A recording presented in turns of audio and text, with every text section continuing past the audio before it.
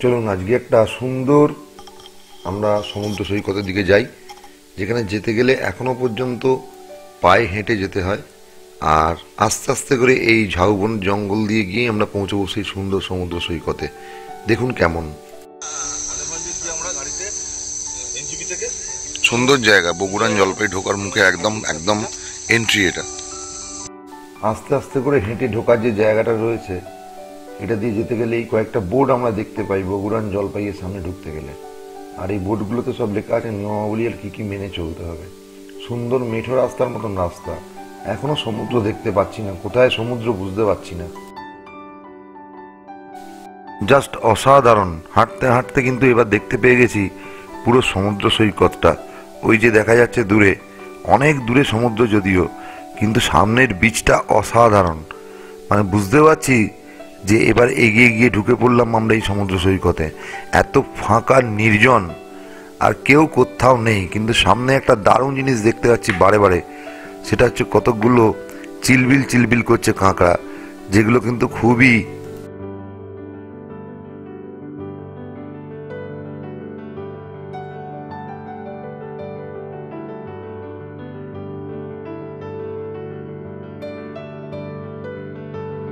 এই বীজটা হচ্ছে বগুড়ান জলপাই বীজ। আর এত ফ্ল্যাট এবং সুন্দর, এটা লাল কাঁকড়া রক্ষা করুন রক্ষার বীজ। সামনে খুব চিলবিল চিলবিল করছে, ভর্তি লাল কাঁকড়া, সামনে গেলেই ঢুকে পড়ছে। যদি ছবি তোলা যায় আমি অবশ্যই দেখাবো। ওই দূরে সমুদ্র। বীজটা অসাধারণ বীজ। এটা হচ্ছে বগুড়ান জলপাই। চলে আসুন মেদিনীপুর এবং ঘুরে যান সুন্দর বগুড়ান জলপাই বীচ। আমি হাঁটছি, আমার সঙ্গে সঙ্গে অ্যাকচুয়ালি বগুড়ান জলপাই বীচের ওপর দিয়ে হাঁটছি। একদম লাল কাঁকড়া ঠিক ঠিক ঠিক ঠিক করছে, ভর্তি।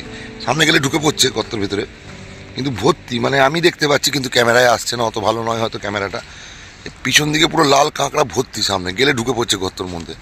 আর এই বীজটা, এই যে পিছনে ঝাউয়ের একটা জঙ্গল রয়েছে, খুব সুন্দর দেখতে। আর এটা হচ্ছে বগুড়ান জলপাই। আসতে পারেন, অনেকটা পায়ে হেঁটে আসতে হবে।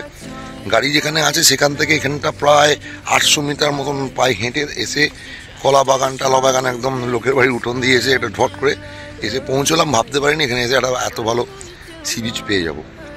তো আপনারা আসতে পারেন।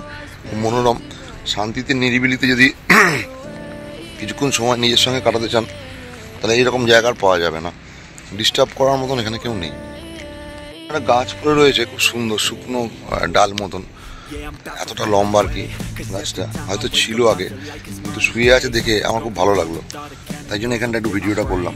একদম ফাঁকা বিচে সুন্দর একটা গাছের খণ্ড পড়ে রয়েছে, খুব ভালো লাগছে। এত সুন্দর লাগছে জায়গাটা, মানে একদম নিরিবিলি, তো কেউই নেই কোথাও। মানে যতক্ষণ ইচ্ছে এখানে থাকা যাবে, একটা এরকম ব্যাপার।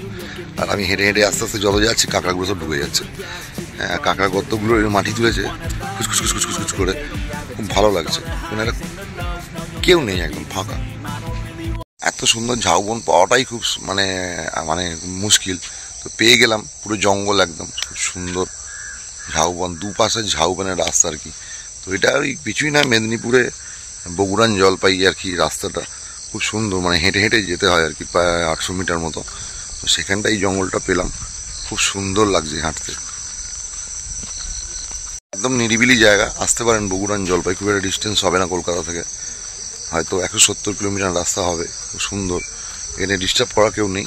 সুন্দর জঙ্গল আর কাঁকড়া দারুণ, নানা রকমের কাঁকড়া আছে, শুধু লাল কাঁকড়া নয়, রাজ কাঁকড়া দেখলাম আমি, সব লিস্ট আছে, কালো কালো কাঁকড়া, বিভিন্ন তার নাম আছে বিভিন্ন।